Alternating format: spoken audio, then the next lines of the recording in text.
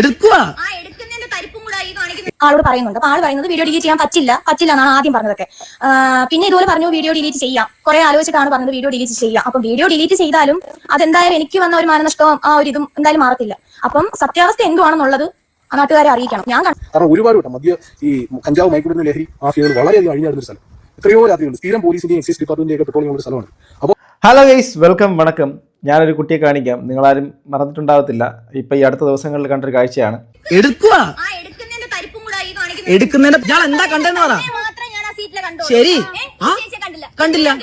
ശരി, ഞാനും എന്റെ ഭാര്യയും കൂടെ ഇവിടെ ഇന്ന് ഹോസ്പിറ്റലിൽ പോയിട്ട് BP ലോ ആയിട്ട് ഞാൻ ഇവിടെ കൊണ്ടുവന്ന് വണ്ടി ഒതുക്കിയിട്ട് ഇവിടെ ഇവിടെ കൊണ്ട് നിട്ടിരുന്ന ഞാൻ എന്റെ ഭാര്യയുടെ അടുത്തോട്ട് ഞാൻ തലവെച്ച് ഇങ്ങനെ കിടന്നപ്പോ ഈ വീട്ടിലുള്ളൊരു പെങ്കൊച്ച് അത് കണ്ടിട്ട് എന്തായിരുന്നു ഇവിടെ സംഭവം പറയും. ഇയാള് പറയുന്നില്ല എന്താ സംഭവം എന്നുള്ളത്. പൊതുസ്ഥലത്ത് വെച്ചിട്ട് കാണിക്കാൻ കൊള്ളാത്തതോ? എന്ത് കഷ്ടം. ഓക്കെ, പൊതുസ്ഥലത്ത് വെച്ച് കാണിക്കാൻ വേണ്ടിയിട്ട് പറ്റാത്ത കാര്യങ്ങൾ എന്തോ കാണിച്ചു എന്ന് പറഞ്ഞിട്ട് അന്ന് വിഷയമായ പെൺകുട്ടി. അപ്പം ആ ഒരു വിഷയം നമ്മൾ കണ്ടപ്പോൾ സ്വാഭാവികമായിട്ടും അദ്ദേഹം പറഞ്ഞതെല്ലാം കേട്ടു. ഞാൻ ഇട്ടൊരു വീഡിയോ ഞാൻ ഇതുമായിട്ട് ബന്ധപ്പെട്ട് ചെയ്തിട്ടുണ്ടായിരുന്നു. അപ്പോൾ ആ ഒരു വീഡിയോയുടെ താഴെ അദ്ദേഹം കമൻറ്റ് ചെയ്തിട്ടുണ്ട്. ഞാൻ കമൻറ്റ് പിൻ ചെയ്ത് വെച്ചിട്ടുണ്ട് ആ വീഡിയോയുടെ താഴെ. അപ്പോൾ അതിനുശേഷം ഈ ഒരു പെൺകുട്ടിയെ കുറിച്ചിട്ട് നമുക്ക് സ്വാഭാവികമായിട്ടും സോഷ്യൽ മീഡിയക്കകത്തുണ്ടാകുന്ന പ്രതിഫലനങ്ങൾ വളരെ നെഗറ്റീവായിട്ടുള്ള പ്രതിഫലനങ്ങൾ തന്നെയാണ്. സദാചാരത്തിൻ്റെ കണ്ണുകൾ, ഞാൻ അങ്ങനെ തന്നെയാണ് പറയുന്നത്. പക്ഷേ അതിന് എല്ലാത്തിനും ഒരു രണ്ട് വശമുണ്ടല്ലോ. ആ രണ്ടാമത്തെ വശം, അതായത് ആ പെൺകുട്ടിയുടെ വശം ആദ്യമായിട്ട് പുറത്തു വന്നിരിക്കുകയാണ്. എന്താണെന്നുള്ള സംഭവം കേട്ട് നോക്കാം. ഞാൻ പ്രത്യേകിച്ച് ജഡ്ജൊന്നും ചെയ്യുന്നില്ല, ഞാൻ നിങ്ങൾക്ക് വിട്ടു തരികയാണ്. എനിക്കുള്ള അഭിപ്രായം ഞാൻ പറയാം, കേട്ടു നോക്കാം. കുട്ടിയെ വലിയ ശോഭിച്ചൊക്കെ നിൽക്കുന്ന രംഗങ്ങളാണ് ആ വീഡിയോയുടെ കാണുന്നത്. ആക്ച്വലി എന്താണ് സംഭവിച്ചത്? സത്യത്തിൽ സംഭവിച്ചത് എന്താണെന്ന് വെച്ചാൽ ഡ്യൂട്ടി കഴിഞ്ഞിട്ട് ഞാൻ ഈ വഴിയാണ് വന്നത്. വഴിയിലോട്ട് വന്നപ്പം ഇവിടെ ഒരു കാർ പാർക്ക് ചെയ്തിരിക്കുകയാണ്. എൻ്റെ വീടിൻ്റെ വഴിയാണ്. ഞാനത് ശ്രദ്ധിച്ചിട്ട് ഞാൻ വീട്ടിലോട്ട് ഇറങ്ങിപ്പോയി. ചെന്ന് അമ്മയോട് കാര്യം പറഞ്ഞു. അപ്പം ഞാനത് കാണാൻ കൊള്ളരുതാത്ത രീതിക്കുള്ള ഒരു കാര്യമാണ് കണ്ടത്. അപ്പം അത് ഞാൻ ചെന്ന് ചോദിച്ചു, അമ്മയെ വിളിച്ച് കൊണ്ടുവന്ന് ഞാൻ ചോദിച്ചു, എന്തിനാണ് ഇവിടെ വണ്ടി ഇട്ടിരിക്കുന്നത് എന്നുള്ളത് ചോദിച്ചു. അത് ചോദിച്ചതേ ഉള്ളൂ. അതിനകത്തിരുന്ന ആള് പുറത്തോട്ട് ഇറങ്ങി വീഡിയോ ക്യാമറ ഓൺ ചെയ്ത് വെച്ചിട്ട് നിങ്ങൾ എന്താണ് കണ്ടതെന്നുള്ള രീതിക്കായിരുന്നു എന്നോട്. എനിക്കത് പറയാൻ അത് അത്രയും മോശമായിട്ടുള്ള ഒരു രീതിക്കാണ് ഞാനത് കണ്ടത്. അപ്പോൾ ആ കണ്ട കാര്യം പറയാൻ ഒരു ചമ്മലുള്ളത് കൊണ്ടിട്ടാണ് ഞാൻ കണ്ടത് എന്തിനാണ് വണ്ടി ഇവിടെ ഇട്ടിരുന്നത് എന്ന് ചോദിച്ചത്. ഇത്രയും ചോദിച്ചതേ ഉള്ളൂ. ആളെന്റെ അനുവാദം കൂടാതെ എന്റെ വീഡിയോ പരസ്യമാക്കി ഇത്രയും പ്രചരിപ്പിച്ച് എന്നെ കൊണ്ട് മാക്സിമം സൈബർ ബുള്ളിങ് എന്നെ ഇതാക്കി. സഹോദരി, അറിയാൻ പാടില്ലാച്ചിട്ടാണെങ്കിൽ പറയാം. അതായത് ഇപ്പം ഈ ഒരു വിഷയത്തിൻ്റെ അകത്ത്, ആ ഒരു ഫൂട്ടേജിൻ്റെ അകത്ത് നിങ്ങൾക്കെതിരെ ഒരു വിമർശനം വന്നിട്ടുണ്ട്. സമൂഹത്തിൻ്റെ അകത്ത് നിന്നൊരു സംഭവം സ്വാഭാവികമായിട്ടാണെങ്കിലും അത് വന്നിട്ടുള്ളത് നിങ്ങളുടെ ആ ഒരു വീഡിയോയുടെ കാഴ്ച കണ്ടിട്ട് എല്ലാവർക്കും അങ്ങനെ തോന്നും. ഇനി സഹോദരി പറഞ്ഞൊരു കാര്യത്തിൻ്റെ അകത്തൊരു പ്രധാനപ്പെട്ട ഒരു എലമെൻ്റ് ഉള്ളതെന്ന് വെച്ച് കഴിഞ്ഞാൽ അദ്ദേഹം ആ വീഡിയോ എടുത്തു വെച്ചു, ആ വീഡിയോ പ്രചരിപ്പിച്ചു എന്നുള്ളതാണ്. ആ ഒരു വിഷയം അവിടെ നിങ്ങൾ വഴക്കുണ്ടായ ഒരു സാഹചര്യം മറ്റാരെങ്കിലുമാണ് അത് എടുത്തിട്ടുണ്ടായിരുന്നെങ്കിൽ അത് വേറെ തരത്തിലേക്ക് മാറും. അതുപോലെ തന്നെ ഈ വിഷയം കഴിഞ്ഞ് നിങ്ങൾ തമ്മിൽ വഴക്ക് കൂടിയതിന് ശേഷം നിങ്ങൾ കൊണ്ടൊരു പെറ്റീഷൻ ഇയാൾക്കെതിരെ കൊണ്ട് കൊടുത്തു കഴിഞ്ഞാൽ അത് മറ്റു തരത്തിലേക്കുള്ള ഇന്നത്തെ കാലത്ത് ഒരുപാട് പീഡന പരാതികൾ വരുന്നതിൻ്റെ ഒരു പരാതികളായിട്ട് മാറും. അതുകൊണ്ട് നമ്മളെ നിലവിൽ ഒരു സിറ്റിസൺ അടിസ്ഥാനപരമായിട്ട് ചെയ്യുക, ഒരു ഗവൺമെൻറ്റിൻ്റെ ആയിക്കോട്ടെ, പോലീസിൻ്റെ ആയിക്കോട്ടെ, ഏത് സ്ഥലത്തും ആയിക്കോട്ടെ, അവർക്കൊരു അനീതിയോ അവർക്ക് ശരിയല്ലാത്തൊരു കാര്യമാണെന്ന് തോന്നുന്നൊരു കാര്യം, അതിൻ്റെ സംഭവം എടുത്തു വയ്ക്കാം എന്നുള്ളൊരു കാര്യം ഉണ്ട്. പിന്നെ അദ്ദേഹം നിങ്ങളുടെ ഒരു പ്രൈവസിക്ക് അഗെയിൻസ്റ്റ് ആയിട്ടുള്ള സംഭവം ചെയ്തിട്ടുണ്ടെങ്കിൽ നിങ്ങൾക്ക് അതിന് ആ ഒരു വയലേഷന് വേണ്ടി അദ്ദേഹത്തിനെതിരെ കംപ്ലയിൻറ്റ് കൊടുക്കാവുന്നതാണ്. പക്ഷേ അന്നത്തെ ആ ഒരു വിഷയത്തിൻ്റെ അകത്ത് ഈ ഒരു റോഡാണ്, അതൊരു റോഡാണ്. ആ ഒരു നമ്മൾ കാണുന്നത് പബ്ലിക് റോഡാണ്.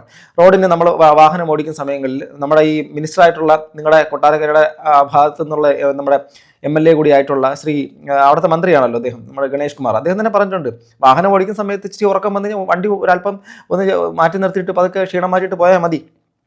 അങ്ങനെയാണ്. കാരണം അപകടങ്ങൾ ഒരുപാട് സംഭവിക്കും.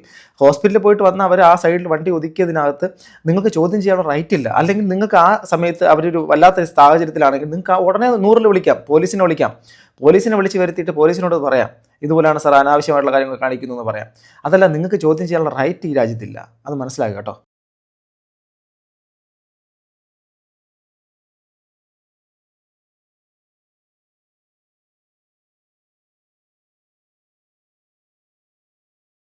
വൈഫാണെന്നുള്ളത് ആൾ എന്നോട് പറഞ്ഞില്ല. അവർ ഹസ്ബൻഡ് ആൻഡ് വൈഫോ, അവർ ഫ്രണ്ട്സോ, അവർ മറ്റെന്തെങ്കിലും തരത്തിലുള്ള ആൾക്കാരോ, അതൊന്നും നമ്മൾ അറിയിക്കേണ്ട കാര്യമുണ്ടോ? അതൊക്കെ ആ വ്യക്തികളിൽ കേന്ദ്രീകൃതമായിട്ടുള്ള കാര്യമല്ലേ. ഈവൻ ഹസ്ബൻഡ് ആൻഡ് വൈഫ് അല്ല, ഒരു ഫ്രണ്ട്സാണ്. അവർക്കൊരു ഫ്രണ്ടായിട്ട് ഇരിക്കുന്ന സമയത്ത് ഒരു തോളിലേക്ക് ചാഞ്ഞ് കിടന്നൂടെ? അങ്ങനെയാണെങ്കിൽ സഹോദരി ഈ എറണാകുളം എന്നുള്ള സ്ഥലത്തേക്കൊന്ന് വരിക. ഇവിടെ അസമയങ്ങളിൽ, അഥവാ അസമയം എന്ന് പറയുന്നത് ഈ രാത്രി സമയം എന്നാണ് ഉദ്ദേശിച്ചത് കേട്ടോ. ഈ പ്രത്യേകിച്ച് ഇപ്പോൾ ഈ അസമയത്തിനെ കുറിച്ച് ഞാൻ ഇടയ്ക്ക് നമ്മുടെ സുഹൃത്തുക്കളായിട്ട് നടത്തിയൊരു ഡിബേറ്റ് എന്ന് വെച്ചാൽ ഞാൻ അതിനകത്ത് പറഞ്ഞത്, ഈ അസമയം ആരാ ഉണ്ടാക്കുന്നത്? അസമയത്തിൻ്റെ അകത്ത് ആരാ ശത്രുക്കളായിട്ട് വരുന്നത്? അസമയം എന്നുള്ള സംഭവത്തിൻ്റെ അകത്ത് സാമൂഹിക വിരുദ്ധരും പ്രത്യേകിച്ച് നമ്മുടെ ചില ഡോമിനേഷൻസ് ഒക്കെ നിലനിൽക്കുന്ന സമയം, അവിടെ പ്രേതം ഭൂതമോ പിശാചമൊന്നും അല്ല, ശരിക്കും മനുഷ്യർ തന്നെയാണ് പ്രശ്നം. അവിടെ പെണ്ണുങ്ങൾക്ക് മാത്രം പുറത്തിറങ്ങാൻ വേണ്ടി പറ്റത്തില്ല എന്നൊരു സാഹചര്യമുണ്ട്. നിൽക്ക് അവിടെ ഇവിടുത്തെ വിഷയത്തിൽ നിന്ന് മാറണ്ട. ഈ എറണാകുളത്തേക്ക് വന്നു കഴിഞ്ഞാൽ ഈ മോശപ്പെട്ടൊന്നും പറയുന്നില്ലേ, അതായത് ഒരു പുരുഷൻ ഒരു സ്ത്രീയുടെ ദേഹത്തേക്ക് ചാഞ്ഞിരുന്നു, അല്ലെങ്കിൽ സ്ത്രീ ഒരു പുരുഷൻ്റെ ദേഹത്തേക്ക് ചാഞ്ഞിരിക്കുന്നുള്ളത് ഇവിടെ വന്ന് നോക്കുക. ഇവിടെ നൈറ്റ് ലൈഫ് എന്നുള്ളൊരു സംഭവം, അതുപോലെ തന്നെ സത്യം പറഞ്ഞാൽ ഇടപഴകി പോകുന്ന ആൾക്കാർ അവരൊരിക്കലും മറ്റൊരു തരത്തിലേക്ക് നമുക്ക് കാണാൻ പോലും പറ്റത്തില്ല. അപ്പോൾ പിന്നെ സഹോദരി, ഇവിടുത്തെ പിള്ളേർ നടക്കുന്ന ഈ എറണാകുളത്തേക്കുള്ള ആൾക്കാർ മറ്റു പല സ്ഥലങ്ങളിലും നടക്കുന്നത് കണ്ട് എന്ത് പറയും, അതിന് എന്ത് കണ്ണിലൂടെയാണ് കാണുന്നത്? നമ്മുടെ കാലഘട്ടം മാറുന്നു, മനസ്സിലാക്കണം. നമ്മുടെ ഈ കാലഘട്ടത്തിൽ ജെൻഡറിന് അധികമായ ആൾക്കാർ ഇമ്പോർട്ടൻസ് കൊടുത്തിട്ട് സെക്ഷുവലൈസ് ചെയ്തുകൊണ്ട് എല്ലാം ചെയ്യുന്നതെല്ലാം മറ്റേ പരിപാടിയാണെന്നുള്ള ചിന്താഗതി നമുക്ക് മാറണം. അങ്ങനെയല്ല, ആ ഒരു തരത്തിലേക്ക് ചിന്ത കിടക്കുന്നിടത്താണ് പ്രശ്നം. അത് നമ്മുടെ പാരമ്പര്യമായിട്ട് നമുക്ക് കിട്ടിക്കൊണ്ട് പോകുന്നത് നമ്മുടെ വീട്ടിൽ നിന്നും നമ്മുടെ ചുറ്റുപാടിൽ നിന്നും അങ്ങനെ ഒരു കണ്ണോടുകൂടി സമൂഹത്തിൽ നോക്കുന്നൊരു ചുറ്റുപാടിൽ നിന്ന് കിട്ടുന്നതാണ്. അത് ശരിയല്ല. ഇനി നിങ്ങൾക്കും ഭാവിയിൽ ഒരു കുഞ്ഞുങ്ങളും കുടുംബമൊക്കെ അവർക്കും വളർച്ച ഉണ്ടാകുന്ന സമയങ്ങളിൽ നമുക്ക് മനസ്സിലാക്കാൻ വേണ്ടിയിട്ട് പറ്റും. കാലം മാറിക്കൊണ്ടിരിക്കുന്നു. അതിപ്പം റോഡാണോ വീടിന്റെ വഴിയാണോ എന്റെ വീടിന്റെ വഴിയാണെന്നുള്ള ബോധം എനിക്ക് നല്ല രീതിക്കുണ്ട്. അതുകൊണ്ടിട്ടാണ് ഞാൻ ചെന്ന് ചോദിച്ചത്. അതിപ്പം അവർ ഹസ്ബൻഡ് ആൻഡ് വൈഫാണ്, ഒരുപാട് കാര്യങ്ങൾ പിടിക്കുകയും അങ്ങനെ പറഞ്ഞു വിടുകയും ഇതായിട്ട് പറയുകയൊക്കെ ചെയ്തു, അങ്ങനെ പറഞ്ഞു വിട്ടിട്ടുള്ള സ്ഥലമാണിത്. അപ്പം അങ്ങനെ ഒരു സ്ഥലത്ത് പരിചയമില്ലാത്ത ഒരു കാറ് പരിചയമില്ലാത്ത ആൾക്കാർ ഞാൻ കയറി ചോദിച്ചു, എന്തിനാണ് വണ്ടി ഇവിടെ പാർക്ക് ചെയ്തിരിക്കുന്നത്? വീടിന്റെ മുൻവശമായതുകൊണ്ട് എനിക്ക് നല്ല രീതിയിൽ ബുദ്ധിമുട്ടായിരുന്നു. എനിക്കത് ബുദ്ധിമുട്ടായതുകൊണ്ടാണ് ഞാൻ ചോദിച്ചത്, എന്തിനാണ്. ഈ നാട്ടിൻ്റെ അകത്തൊരു സ്വാതന്ത്ര്യം നിലനിൽക്കുന്നുണ്ട്. ആ സ്വാതന്ത്ര്യത്തിൻ്റെ അപ്പുറത്തേക്ക് അതിനെ അമിതമായിട്ടുള്ള രീതിയിൽ മറ്റൊരു തരത്തിൽ ദുരുപയോഗം ചെയ്തിട്ടുണ്ടെങ്കിൽ പോലീസ് സംവിധാനങ്ങളുണ്ട്. നിങ്ങൾ തന്നെ പറയുന്നു പോലീസിനെ വിളിച്ചിട്ടുണ്ടായിരുന്നു. വേറെ ആരും ഇല്ലാത്തതുകൊണ്ടാണ് ഞാൻ പോലീസിനെ വിളിച്ചു എന്ന് പറയുന്നു. വേറെ ആരുമില്ലെങ്കിൽ നേരിട്ട് പോയി സംസാരിച്ചെന്ന് പറയുന്നു.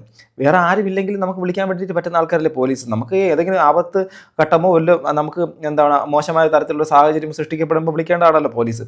അപ്പോൾ സമൂഹം മറ്റുള്ള ചുറ്റുപാടുള്ള ആൾക്കാരെ വേണ്ട ആവശ്യമൊന്നുമില്ല, 100 വിളിക്കുക എന്നുള്ളത് മാത്രമേ ഉള്ളൂ. ഇന്ന സ്ഥലത്ത് ഇന്ന സംഭവം നടക്കുന്നു. പിന്നെ പറയുന്നത് കേട്ടു ആ സ്ഥലത്ത് നിരന്തരമായിട്ട് വേറെന്തോ തരത്തിലുള്ള സംഭവം. ഞാൻ കാണുന്നത് ഒരു മെയിൻ റോഡാണ്.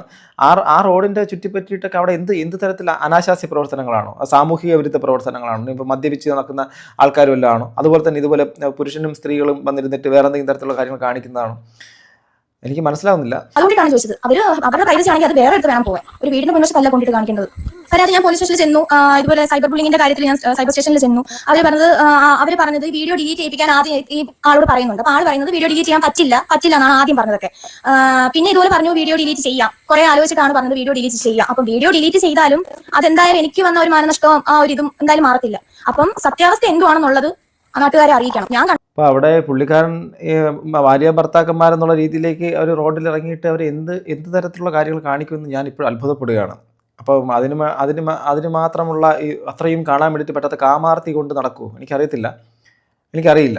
അത് ഇപ്പം നിങ്ങൾ മാരീഡ് ആയിട്ടുള്ള ആൾക്കാരൊക്കെ ഉണ്ടാവും, പറ്റുവാണെങ്കിൽ ഒന്ന് കമൻറ്റ് ചെയ്യുക. അറിയത്തില്ല. അപ്പം കേസ് കൊടുത്തിട്ടുണ്ട്. സൈബർ പോലീസ് വിളിച്ചിട്ട് അദ്ദേഹത്തിൻ്റെ വീഡിയോ ഡിലീറ്റ് ചെയ്യുന്ന കാര്യമൊക്കെ പറയുന്നു. കാരണം ഒരുപാട് വട്ടം ഈ കഞ്ചാവ് മയക്കുമരുന്ന് ലഹരി മാഫിയകൾ വളരെയധികം അഴിഞ്ഞാടുന്ന സ്ഥലം. എത്രയോ രാത്രിയുണ്ട്. സ്ഥിരം പോലീസിന്റെയും എക്സൈസ് ഡിപ്പാർട്ട്മെന്റിന്റെ ഒക്കെ പെട്രോളിംഗ് ഉള്ള സ്ഥലമാണ്.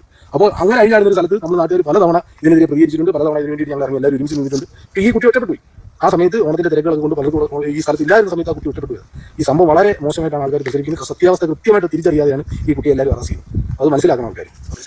ഓക്കെ, ഇപ്പോൾ അവിടുത്തെ നാട്ടുകാരനായിട്ടുള്ള അദ്ദേഹം പറയുന്നൊരു സംഭവത്തിന് വ്യക്തമായിട്ട് മനസ്സിലാക്കാൻ വേണ്ടി സാമൂഹിക വിരുദ്ധ പ്രവർത്തനങ്ങൾ ആ സ്ഥലത്ത് നടക്കുന്നു. ഇതൊരു മെയിൻ റോഡല്ല, അതിൻ്റെ ഇട റോഡാണ്. ഇത് പഞ്ചായത്ത് റോഡാണ്. ആ പഞ്ചായത്ത് റോഡിൻ്റെ അകത്ത് കട്ട റോഡ്, അതായത് വളരെ മോശമായിട്ടുള്ള സാഹചര്യത്തിൽ റോഡാണ്. ചിലപ്പോൾ അവർ ചിലപ്പോൾ മെയിൻ റോഡിൽ നിന്ന് മാറിയിട്ട് ഇങ്ങോട്ട് വന്നതായിരിക്കാം. അവർക്കും അറിയത്തില്ലായിരിക്കും ഈ ഒരു പ്രദേശത്ത് ഇങ്ങനെയൊക്കെയുള്ള ഒരു പ്രശ്നം ഉണ്ടാവും എന്നുള്ള അവർ ചിന്തിച്ചിട്ടുണ്ടാവത്തില്ല. ഇവിടെ ഒരുപാട് കാര്യങ്ങളുടെ അകത്തൊരു മിസ്അണ്ടർസ്റ്റാൻഡിംഗ് ഉണ്ട്. ഈ കുട്ടി കരുതിയത് ഇവർ വേറെ ഏതോ പയ്യനും പെണ്ണും കൂടെ ചെയ്യുന്നുണ്ട്, മറ്റെന്തോ തരത്തിലുള്ള ഇതുമായിട്ട് ബന്ധപ്പെട്ടിരിക്കുന്നു എന്നുള്ള തോന്നൽ ഈ കുട്ടിക്കുണ്ടായി. അതൊരു തോന്നലായിരുന്നു. അതനുസരിച്ചിട്ടാണ് അവരവിടുന്ന് ഷൗട്ട് ചെയ്യുകയും മറ്റൊരാൾ പുള്ളിക്കാരനവിടെ ഇത് ചെയ്യുന്നത്. ആ വ്യക്തിയാണെങ്കിൽ ഇവിടെ നിരന്തരമായിട്ട് സാമൂഹിക വിരുദ്ധ പ്രവർത്തനങ്ങൾ നടക്കുന്നുള്ള കാര്യം അറിയാതെ ആയിരിക്കാം. കാരണം ഇപ്പോൾ പറഞ്ഞു കേട്ടിട്ടാണെങ്കിൽ കഞ്ചാവും മറ്റൊന്നും മറിച്ച് മറ്റേ പോലീസ് എക്സസൈസ് അടക്കം അവിടെ വന്നു പോകുന്നുവെങ്കിൽ തീർച്ചയായിട്ടും അവിടെ സാമൂഹിക വിരുദ്ധ പ്രവർത്തനങ്ങൾ നടക്കുന്ന ഏരിയ ആണെന്ന് നിസ്സംശയം പറയാൻ വേണ്ടിയിട്ട് പറ്റും. നമ്മുടെ ചില സ്ഥലങ്ങളിലൊക്കെ അങ്ങനെയുള്ള സംഭവങ്ങൾ കണ്ടിട്ടുണ്ട്, കേട്ടിട്ടുണ്ട്, അറിഞ്ഞിട്ടുമുണ്ട്. അപ്പോൾ അത് ചിലപ്പോൾ ശരിയായിരിക്കാം. അപ്പോൾ ഇവിടെ മിസ്അണ്ടർസ്റ്റാൻഡിങ് എന്നുള്ള സാധനം കറക്റ്റായിട്ട് സംഭവിച്ചിട്ടുണ്ട്. ആ പെൺകുട്ടിയുടെ സൈഡിൽ നിന്ന് നോക്കുമ്പോഴേക്കും ഇപ്പോൾ അദ്ദേഹം പറഞ്ഞത് ഓണത്തിൻ്റെ തലേദിവസമാണ്. അപ്പം ഓണം ആഘോഷിക്കുന്ന സംഭവിച്ചു അത്തമോ മറ്റുള്ള കാര്യങ്ങളോ പരിപാടികളൊക്കെ ആയിരിക്കാം റോഡ് സൈഡിൽ അത് ആഘോഷിക്കുന്നത്. അപ്പോൾ ഒരുപാട് മണിക്കൂർ കൊണ്ട് നിർത്തി എന്നൊക്കെ പറയുന്നു. അത് മനസ്സിലാവുന്നില്ല. ആ വ്യക്തിയുടെ പുള്ളിക്കാരൻ്റെ വീഡിയോക്കകത്ത് അങ്ങനെ മണിക്കൂറുകളുടെ സംഭവം പറഞ്ഞായിട്ട് എനിക്ക് തോന്നുന്നില്ല. അപ്പോൾ അങ്ങനെയൊക്കെ പറയുന്നു. അപ്പോൾ ഈ കുട്ടി ഒറ്റപ്പെട്ടു എന്നുള്ള കാര്യമൊക്കെ പറയുന്നു.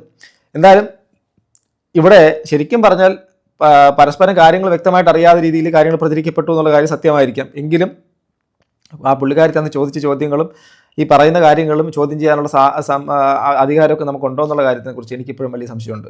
വേണം ഈ സെലിബ്രിറ്റി സ്റ്റാറ്റസ് ഉള്ളവർക്ക് ഇത് പ്രതികരിക്കാൻ ഷെയർ ചെയ്യാം. ഈ വിഷയത്തിൽ ഞങ്ങൾ ആ കുട്ടിയോട് തന്നെ ആനുകൂലിക്കുന്നത്. കാരണം ഞങ്ങൾക്ക് പെൺകുട്ടികളുള്ളതാണ്. ഇപ്പൊ ഞങ്ങളുടെ കുട്ടികൾ ഇന്നത്തെ തലമുറ എന്ത് കണ്ടാലും പ്രതികരിക്കുന്ന തലമുറയാണ്.